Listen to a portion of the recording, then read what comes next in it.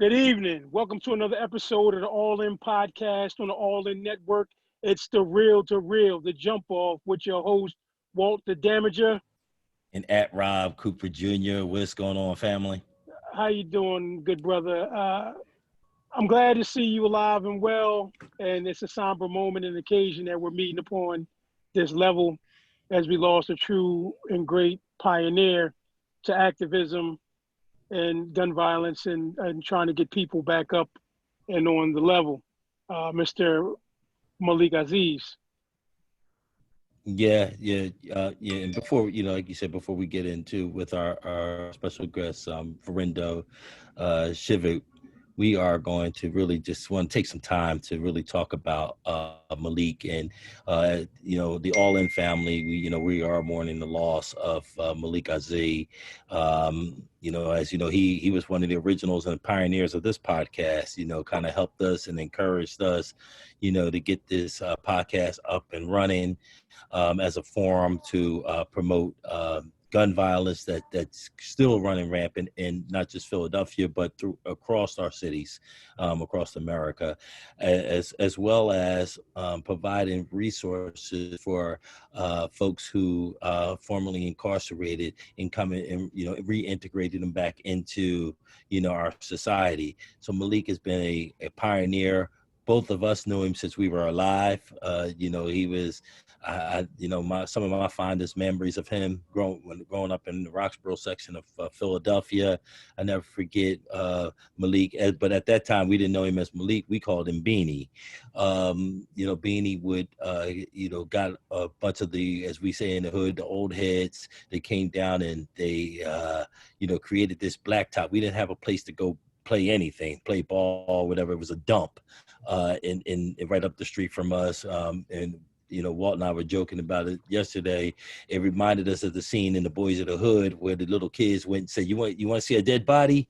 We go back into this dump. We didn't see any dead humans, but we certainly saw maybe a dead cat or a dead dog in those places. So it definitely was not a safe place for juveniles to be, playing and having fun. But that's all that we had. And Malik organized some of the old heads and some of the adults around our neighborhood, and they put down a blacktop and eventually, put up some basketball courts and painted lines and things like that. And, even, from the time we continued to grow up to the time even when I had my children there, going to their grandparents' house, had an opportunity to play on that playground and play basketball on those playgrounds. And that playground was all made possible by a brother by the name of Malik Aziz, who organized the Roxborough community to make sure that we had a safe place to play. That was Malik Aziz, and that's something that he did throughout his life. And in fact, I was reflecting back and listening to, the last podcast that he had, Walt, and he, listening back, he put us on notice, and he said he's going to do this. He's going to do this for the, as long as he can, as long as he has, life. He's going to go out and service the community and make this the world a better place for those who are less fortunate. And he charged you and I, who were younger than he was, to continue that fight on after he dearly departed. So shout out to Malik Aziz. May he rest in power. Our prayers are definitely with Malik Aziz's family and the Bing family. And the Roxborough community, because again, we lost a giant, and we lost a community giant, but as I like to say, God picked up a true community soldier. So, shout out to brother Malik again. May he rest in power. Yeah, definitely. And I would also like to just to give out some of his accolades as far as his accomplishments, which he was the founder and co-chair of Men United for a Better Philadelphia. He was founded in 2002. He was active and current as being a chairman and co-founder of the National Exodus Council, which was founded in 2007. Also former assistant director for the mayor's office of the reentry program from 2000 to 2009 under Mayor Street. and Mayor Nutter. He had retired from the city of Philadelphia in 2013 with 15 years of dedicated services, unwavered. Currently, he was involved with Returning Citizens for a Better Philadelphia, CAC, and president, to which he held that title. He was also involved in many community-based organizations in sports for youth organized activities. And like I said, we lost a pillar to the community, one who definitely gave his all. He gave you the shirt off his back or whatever else was needed um, to present a better way for individuals. And like I said, it's a sombering moment because you never really take into account your mortality until someone that is close to you or someone that you usually have a conversation with every day is taken from within your midst. It brings the stark realization that there's much work to be done and less time to do it. So the time that we do have, we have to be very vigilant and very productive in the moves we make, and to make sure that they're ones that's going to affect and make change. Excellent. And we dedicate this episode and our future episodes of All in Politics to the memories of the life of Malik Aziz. And continuing on that fight, and our mission of All in Politics is to bring information, to the community about the not only just the political climate, but overall, and looking at democracy and how important democracy is, and really how we should cherish this, and how we should continue to educate ourselves, as much as we can on democracy and where we see America going. And I'm not one to come out and say to the listening public, to say democracy is good, democracy is bad. I think that's up to you as the listener or the viewer. And really, I think one of the things we want you to understand is, or I guess want you to think about this to yourselves, is what value do you put on democracy? And we have an excellent guest today, Florindo Chivucute, and I'm sure I probably butchered your name, but he is the president of Friends of Angola. You can access his website, his organization's website at friendsofangola.com. That's FriendsOfangola.org. Welcome, Florindo. Thank you, Rob and Walter. Thank you very much for this opportunity. I appreciate it. And once again, I would like to give you my condolences to you and the family and friends of Mr. Malik Aziz. Definitely, I'm sure that I will be missed, and I'm really sorry for your loss. Thank you. Thank you so much. But a lot of, one of the things that we like to say, in the spirit of Malik Aziz, you're pretty much in reading through some of your website in preparation for the show. You're doing some of the similar things that Brother Malik would be proud of, in reconnecting, folks with Angola. And I know I would like for you to just kind of talk a little bit about your story, what brought you here to the United States, and kind of like where you're going through here. So just want to say, when did you actually get to the United States? I know you're originally from Angola. When did you come to the United States, and why did you come to the United States? That's correct. I'm originally from Angola. I came to US in 2005, October 2005. I remember as if it were today. I arrived in Dallas International Airport. I believe it was around noon, that for the first time. And I came as an international student, just like thousands of international students in the US who are here to obtain their degree. And I end up staying.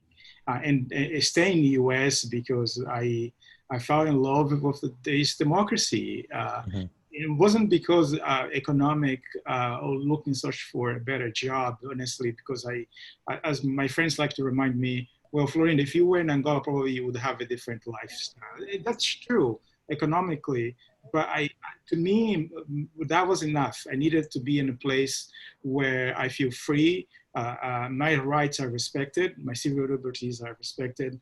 I don't have to look on my shoulders all the time when I'm walking on the street, or if just because I've criticized or I've spoken my mind. And unfortunately, today that's the case in the U.S. and it's worrisome. Mm. To many, as far as I know, friends and colleagues who find themselves in the same place. So, and I know you said you came here as a student, number one, to be educated on the United States system, but you also mentioned that you came here looking for democracy. Did you not have a form of democracy where you were at in Angola? No, we don't. Our democracy is very young. We when we became independent in 1975, we embraced communism. And then after the collapse of former USSR, now Russia, in the 1990s, we embraced democracy. But democracy is still extremely young, but it's really no mature enough as U.S. democracy. And the folks in the power, they are doing whatever they can in order to hold on to the status quo and nothing to advance democratic values like the freedom of the press, freedom of assembly, freedom of speech, and so on and so forth. So that's one thing I never would change for anything, not even for a job that pays me $500,000 per month. And this is why I end up staying here in the US. It's a country. It's not just the beacon of democracy, but also even with its flaws, but also with a really strong values when it comes to democracy. But a lot of those values today, they're being called in question, and like I just alluded to a few minutes ago, it's extreme concern to me that now we have to think twice. I'm also a U.S. citizen as well, and the voting rights have been curtailed, and people are who are trying to exercise the freedom of assembly. They are being repressed in tear gas. This is not the America that I fell in love with, that I met in 2005, for sure. You mentioned about the USSR. Now, a lot of folks, didn't know. I guess that don't know about that relationship of the USSR and Angola, because Angola was not actually part of the actual Soviet Union, but it was kind of, ran or it was ran by the USSR. Can you explain that relationship a little bit to us? Give us some clarity on that. Yeah, absolutely. So so there are a number of countries that when it became independent in the continent, including places in South America, from Cuba and other places, we decided to embrace communism because we thought that communism was a shortcut, was a way we can trying to catch up with the time we have lost.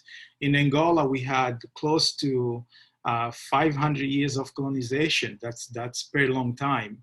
So in other words, we had support from a communist regime in Russia, the former Soviet Union, or USSR, and so they were supporting Angola. Now, just like Vietnam and other places, you also have some segments of the country that were supported by US. US was supporting the apartheid regime in South Africa, as you well know, and then they were also supporting a UNITA, a political party. Before that, they were supporting FNLA, then UNITA, to fight against the MPLA, who were a communist regime in Angola, just like the South and the North of Vietnam. On one side supported by the Chinese and the Russia, the other side supported by the US and its allies, the UK, United Kingdom, France, etc., etc. Yeah, I know. Me and Philandro, we had a discussion behind the scene prior to the podcast. Excuse me for the wind, I'm outside. And how Americans are more complacent to their environment and what we're being given as a democracy, like we take it for granted. Whereas though international countries and places where you come from, such as yourself, are limited to such economic systems as we're placed under. And I just wanted you to try to touch upon how the differences between the American value system as opposed to the Angolan value system, as like you said, the democracy and then the communistic rule. Yeah, no, absolutely, Walter. So that's a good question.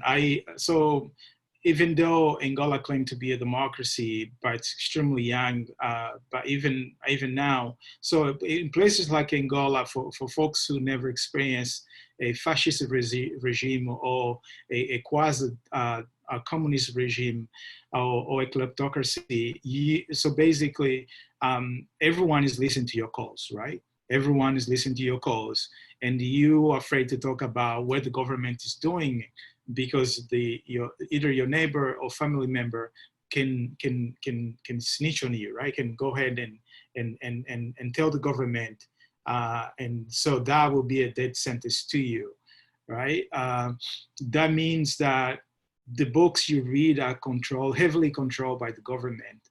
The music you listen to, the news you get is controlled by the government. There's no such thing as a free media, right? So you have a TV station, radio station controlled by the government.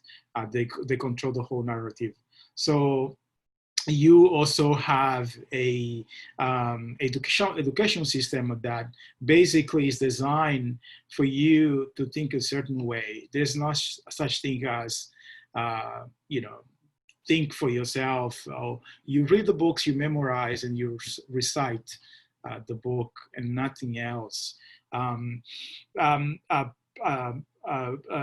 Rights of property rights. There's no such thing as property rights. So you have your house or your land, the government can come and take from you, or someone who within the government, a general, they can come and they can take your house, they can take your car, and you cannot complain. Otherwise, it's a dead sense to you. So Angola, even after we embraced democracy, today we are still dealing with the property rights issue. And so there's a lot of uncertainty in life, and there's no such thing as the division of powers between the judicial, the parliament, and the executive power, right? So it's a one-man rule, basically, and one man called the shots, and that's basically the difference. Like when a president, he the one who trying to influence not just the judicial power, but all aspects of a citizen's life. I would say those are the basic differences. But there's also in terms of economic opportunities, more in kleptocracy, Angola comes close to that as well. Is basically those who connected to the president and the president's family, they are the one who accumulated wealth, right? And this is all facilitated by the banks, whether in Europe or in the US, and they are the one who buy those houses, very expensive houses, in the US, whether it's in New York or elsewhere, and creating offshore companies in Delaware. I'm not sure if I responded to your question. No, I don't want to talk off in tangent, but that's what it is. No, that's excellent. And like I said, because I just wanted for our viewers here in the States to understand the disparities that go on abroad. Like I said, we spoke about it behind the scenes. As far as what people experience internationally, we're now starting to experience here at home. Like Malcolm X said in one of his famous quotes, that the chickens have come home to roost. So we're starting to see the breadcrumbs of fascism slowly approaching on American democracy. And that's why groups such as ourselves and people out here that push to promote uh, the banter or the falter of state-run media or the forces that try to keep the truth from the people, we're against that. And we're trying to get as much information and news out to the people as possible so we can offset that what's trying to come in and take away our rights and, our constitutional obligations. Yeah, and and we're gonna touch a little bit on that and kind of bring that up to today. As you know, we are in a heavily contested electoral race right now for president. We're in the midst of one of the actual worst global pandemic in the history of the United States, as well as racism. Rearing its ugly head, probably at the highest height since probably the civil rights movement in the 1960s. You're listening to All In or watching All In Politics. This podcast is brought to you by the All In Network. Don't forget to head over to allinnet.net. Again, that's allinnetwork.net to find all of our podcasts, including the All In Podcast, Rain and Bliss Podcast, Real Deal Radio, All In Politics, which you're listening to right now, and of course our new gaming podcast, which is called the Beast Gaming Podcast by LaQuinn Thompson, who is beast mode, as they call him, on the game. I actually had a chance to coach LaQuinn, and he actually got that term beast mode because he was rough on the boards in basketball. But that's another topic for another time. But go over to YouTube. You'll be able to see this podcast live as all of our All In podcasts. And Walt, I need you to help me out. Just remind the people what they need to do when they go over to YouTube, when they get to that subscribe button. Man, I don't know how many times we got to say it, but they just need to play it. Jump up in the air, do a 360 dunk, and smash that subscribe button. Smash that subscribe button. And I think at this point, we want to, use our remainder of our time to smash fascism, and really want to just kind of go back to you for Florindo, and I want to start with you during our pre-conversation before we go any further. You read to me a beautiful quote, and I would love for you to share that quote with our listening and viewership. Absolutely, Rob. I need to give that credit to my wife, Sarah. She's the one who introduced me to the quote. But it goes like, first they came for the socialists, and then I didn't speak out because I was not a socialist. Then they came for the trader unions, and I didn't speak out because I wasn't a trade unionist. Then they came for the Jewish. I didn't speak out because I was not a Jewish. Then they came for me, and there was no one left to speak for me. That quote is let's see, name Niomel. That's a quote. That's the Martin Lionel. I'm not sure if I'm pronouncing it well, but the quote. Okay, and if I may add on to that quote, with all due respect for them, and I will say they came for the poor. And yet I was not one of the poor, even though I was poor and didn't know I was poor. and I think this is where we're at. And when we talk about, and really I want to share your experiences growing up in Angola, and particularly some of the experience that your parents shared with you under a dictatorship type rule. A lot of people, when we watch Hollywood and we watch movies and we see a change going into, dictatorships or fascism, we always have this vision of tanks rolling up to our housing developments or on our streets and shutting everything down and saying, hey, as of today, we're under this new form of government. Somehow, I don't think that's necessarily true. What's your thoughts on that, Florindo? And just kind of tell me, just based off what you know from your parents, kind of like what that process looks like as we, kind of slowly get to or head down that road towards fascism. Absolutely, Rob. So science since, let's say, the 1960s, 70s, when we were in Angola, when we were during communist regime, it has been a lot of change in a short period of time. But if I try to compare and contrast, I would say today it comes in different forms and shape. In Angola, as I alluded to a few minutes ago, there's all those sort of restriction. Today, those restrictions, they come in different forms. For instance, trying to impede you to exercising your vote, to your right to vote, right? Or to exercise your right to free assembly. So, and when your calls are being listened to and held against you, when you and it gets worse because we can divide these into overall society that most of us, I would say, that when we are facing, there's a lot of similarities among us within the US in terms of economic hardship, although most of us like to claim to be middle class. But in reality, it's the people who profiting from, and we all know this, are the top 1%, right? So the remaining, we are struggling to make ends meet. And they're good, decent people. But then there's a strategy of the divide conquer. If you would say in Angola, the government, the communist regime would tells us not to do and what to do or not what to do, and cartel was right. In the US, it comes in different shape. What I've seen is more the divide and conquer, right? So putting blacks against whites. People who, in reality, we have a lot in common because most of us, we are hard-working people. We just want to make sure we go work, we go home in peace, we pay our taxes, and we want to have a peaceful life.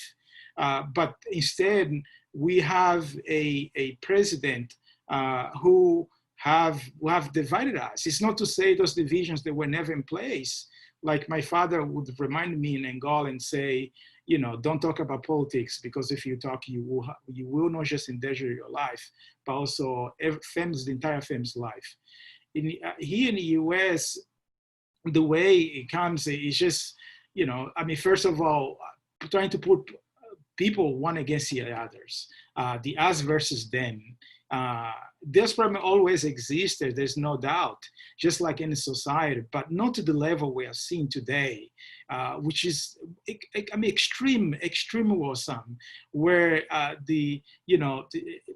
somehow the shifting blame, the incompetency, it is incapable to achieve the promise you have made. But instead of talking about the issue, now we are talking about the blacks and the whites, and you know, shift blames for one side to the other. Whether if you are pro-blue, then you cannot be for Black Lives Matter. If you are Black Lives Matter, you cannot be a pro-blue. And we are forgetting those not the underlying issue. For the most part, from my experience, people just want to live a peaceful life. You want to make sure they have one job and they don't have to have 3 jobs to pay rent and to take care of their families. And just like in Angola, you know, we have seen, we lived under a very oppressive regime where people were afraid almost every single day. I mean, today I'm afraid to live in the US. That's right.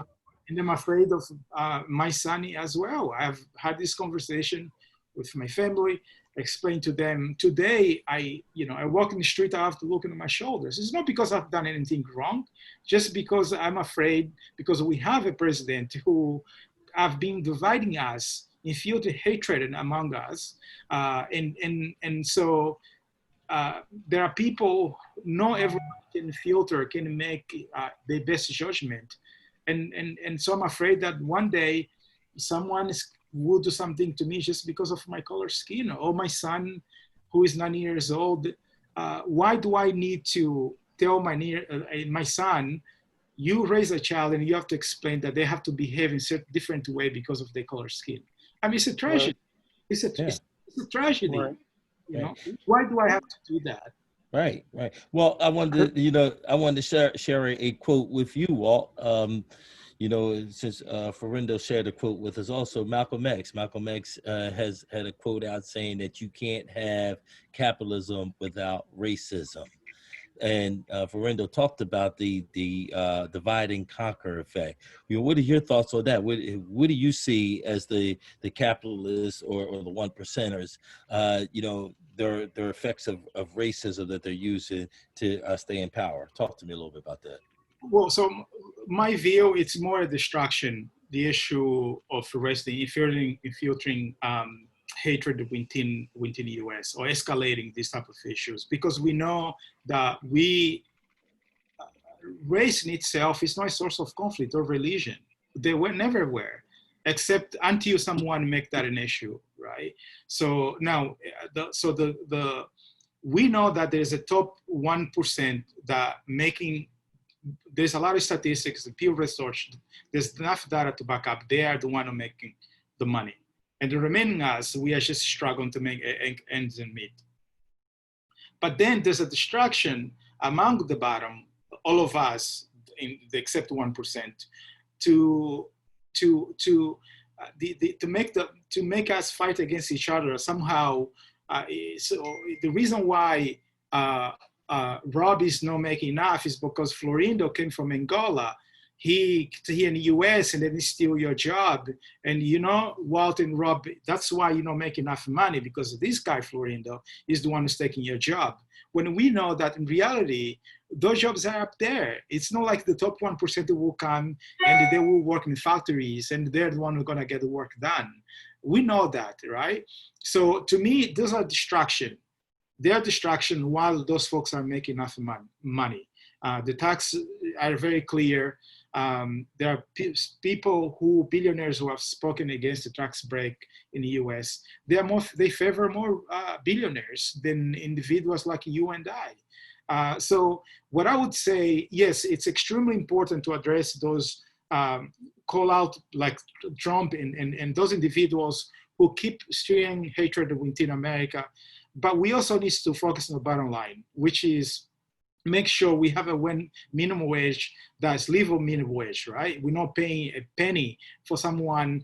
So let me put this way. It's unacceptable that you have a full-time job. You work from 8 to 5, Monday to Friday, and then you still cannot pay your rent and you don't have enough money to put food for yourself and your family. That's unacceptable. So it's possible to have. So we have seen in social democracy, like even in Europe, Norway, we have seen in different places where it's possible to have a society, and there's nothing wrong to be rich, but you cannot be rich on expenses of millions of people who are working hard people every single day, and then on top of that, you are steering hatred among us. So we become a distraction rather than fight for our basic rights, which is a minimum wage, a livable wage, access to healthcare, and access to education of quality. Yeah, that's very much true. And knowing what we know now, and seeing how we definitely need to topple the upper tier power structure, so to be a more even playing field for, like you said, the working class. If we were to put a foreseeable plan together, in your eyes, how would that look? Well, first of all, people need to participate. We need to vote, right? And democracy, we cannot keep democracy alive if we don't participate. Then it's become a dictatorship. We need to participate in order to keep democracy alive. Then we have to make sure, and it's not a Democrat or Republican issue, because we know that throughout the US history, those issues have shifted throughout history, right? The power of Lincoln GOP is not the same as that is today, right? So I think what we need to make sure is that the people, we need to hold accountable those people who we're putting in office. So, and I hope Joe Biden will win these elections, and I definitely will vote for him. But I also want to make sure Mr. Joe Biden needs to understand that he cannot keep repeating what Mrs. Trump is doing, because we're going to vote him out as well. We have to make sure that anyone who lives in this country have a decent life. And to be more specific, access to healthcare. The zip code cannot dictate your future, a future of our daughters and sons. You have to go in school, regardless of where you are in the US. We have enough money to create base conditions for kids to have education with quality, so they all can compete in the same level. And we have to make sure that, there's a lot of apprenticeship training that doesn't require you to go to college. If you don't want to go to college, that's fine. But you can go to community college, you can become a carpenter, you can become a mechanic, and still make enough money to take care of your family and be a productive member of society, your community. I would say to Walter, I would say make sure we participate, we vote, make sure that we hold accountable the folks that we put in the office, and not just let them profiting from the status quo and for themselves and their friends and family. Right. And that's what me and Rob can confer with this. One of my biggest concerns is a lot of people will get complacent just for the simple fact that Joe Biden is in office, but that's not where the activism should kick in. The activism should kick in immediately on November 3rd and carry forth with whomever takes that office. Like I said, we already know where Trump wants to go. So if he gets in there, we definitely know we gotta, take to the streets and get to him and his administration to make sure that we get what we need. And on the other side with Biden, even though he's the likelihood favorite, just because he gets in doesn't mean that's where we stop. I mean, we still need to have the needs of the people met, even upon his desk and his his administration coming in as well. Yeah, and that's a real excellent point. We have to look at voting as a tactic, not necessarily the whole strategy. You know what I mean? I think to move things forward, number one, yes, you got to vote, but first thing you need to do is you need to be engaged.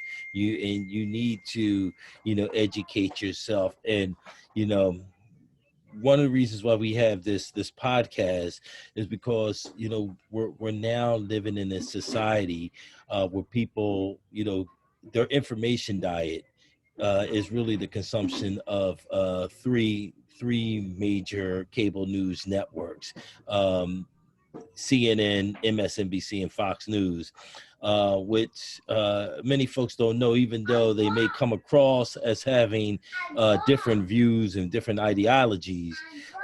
Trust and believe all the money that and the people who own those stations, that all rolls up to 1%, and generally the same people who have the same agendas on America, and they certainly are not anxious to share any of that wealth that they get. So yes, they're going to give you enough to kind of get you riled up. They're going to give you enough to continue that division that Florindo was just talking about earlier.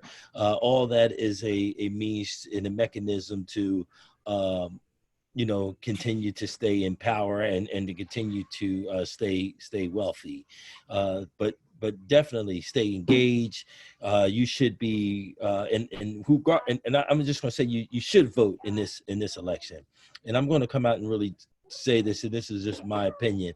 I don't think that this is the year for that protest vote, right? Although I kind of gave it some credence in 2016 because we were coming at the end. There was a wide open seat, and anyone could take it after President Obama left. But I will say this, when you go into that voting booth, I think that the the decisions and you know, the decisions are pretty clear, and the information is pretty clear, you know. And I think that, you know, if you are a supporter of Donald Trump, you should vote for Donald Trump. If you're a supporter for Joe Biden, you should vote for Joe Biden. But it doesn't stop there. Regardless of if Donald Trump or Joe Biden wins on November 4th, then the responsibility becomes you. It's time for you to get at that table. So I know we spent a lot of time speaking on, you know, going to Joe Biden and laying some expectations on him. But I think we need to, as a 99%, step to Donald Trump. And I'm just going to say to the electorate, people out there, I'm going to look at you right now, straight to your face. Stop being punks. Stop being bullied. You know, you have the numbers, you have the power of the numbers. And regardless, again, whether Donald Trump or Joe Biden win the election, I think on November 4th, we need to change our method, and we need to start putting demands on, you know, on those people in power to make sure that our demands are being met. What are our demands? As Florindo said, healthcare, education, the environment. Let's just start with those three, and then we'll figure the rest out. And just to piggyback off you real quick, because I know Philandro probably have some words as well. Going back to what you said about the electorate, they need to bring their moral compass back into play, because when you got into politics, you got in it for being a public servant of the people. Stop being swayed by these lobbyists and these ultra conservative groups that's paying out of pocket, you know, to get their ideas or agendas pushed forth. I mean, if you're going to do it for the will of the people and not for a price tag. No, that's absolutely right. And just to add to where Robin and Walter said, I'm not trying to deny the fact that there's a systematic racism in the U.S. Just to make clear, I'm not trying to deny that it's important to not to go backwards, but to build upon where Dr. Martin Luther King, Malcolm X, and so many, some of them known, some of them don't know, the people who I stand on the shoulders, them, and make sure we keep building rather than go backwards.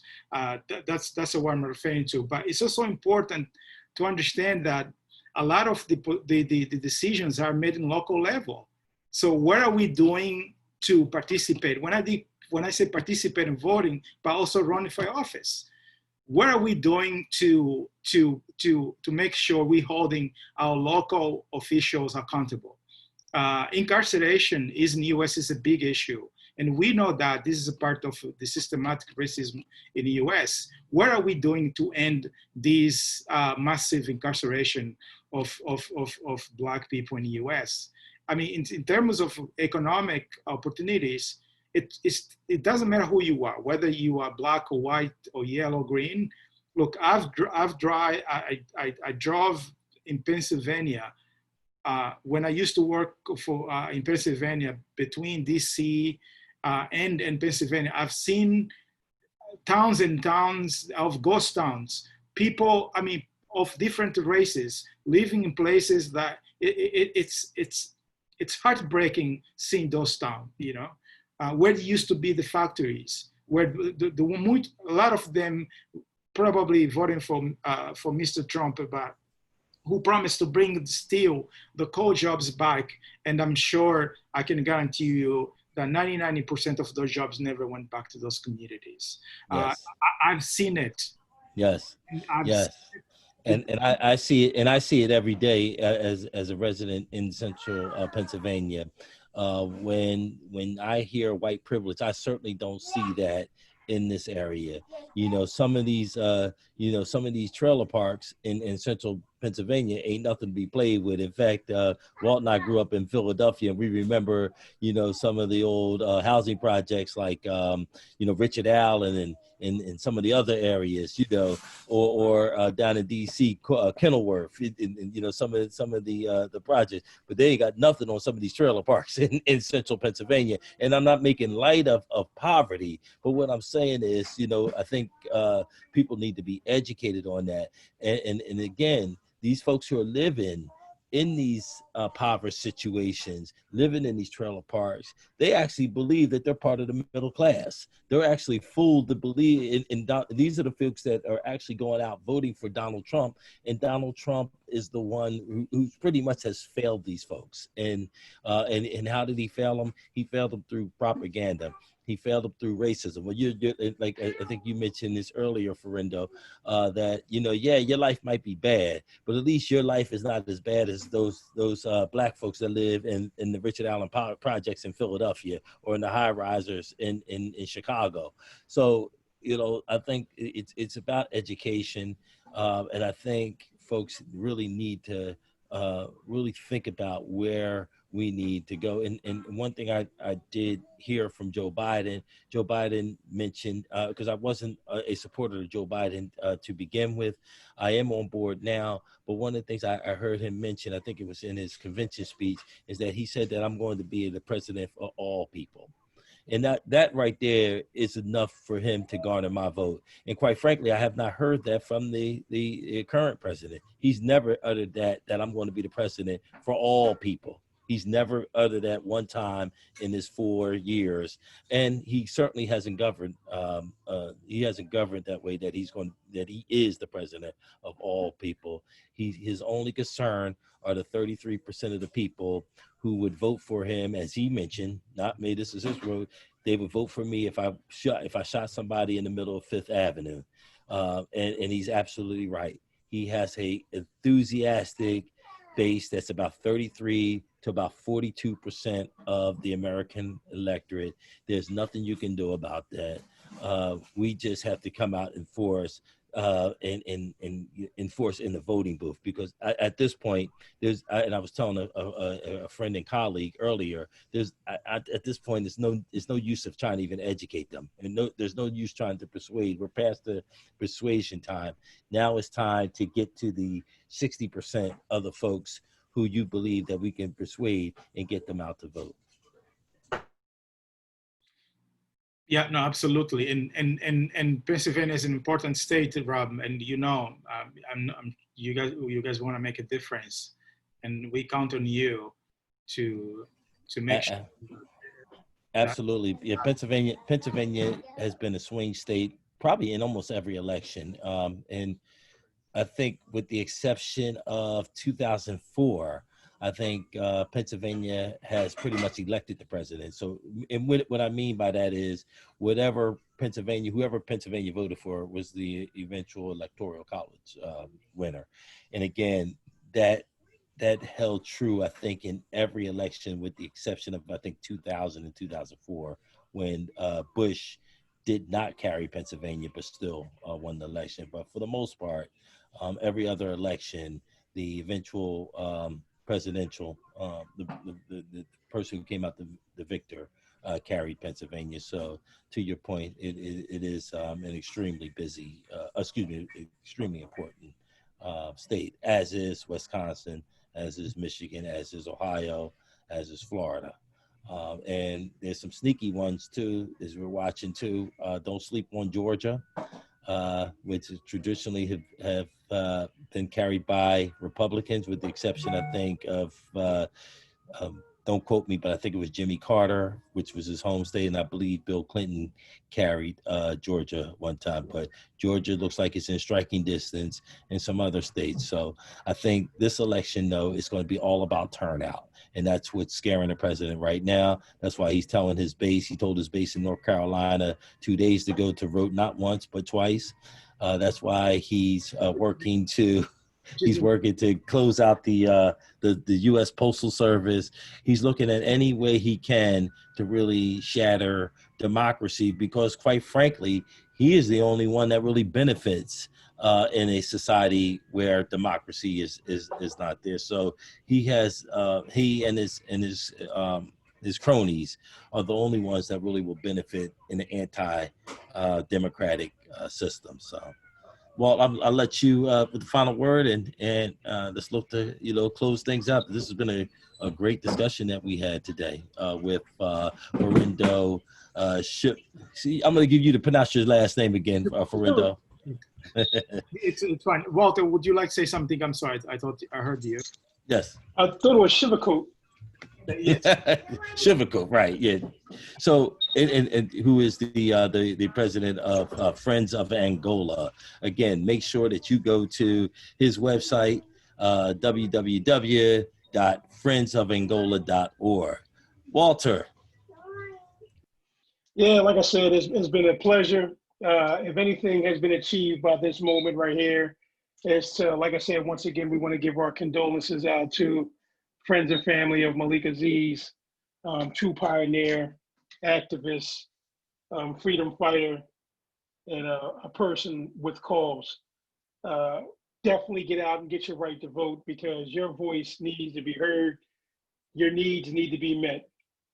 So without much being ado, this is another exciting episode of the All In Network, All In Politics, the real to real jump off. And we like to say for everybody, like I said, Rob, you forgot to tell them about the comments. The comment. We have a comment link that now that they can get at us at.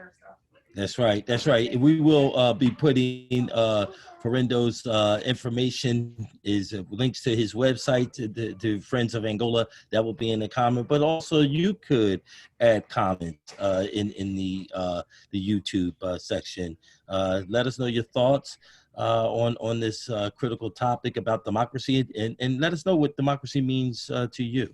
The other thing too, go to our podcast site. We also want you to subscribe on either Apple Podcasts or whatever your favorite podcast platform.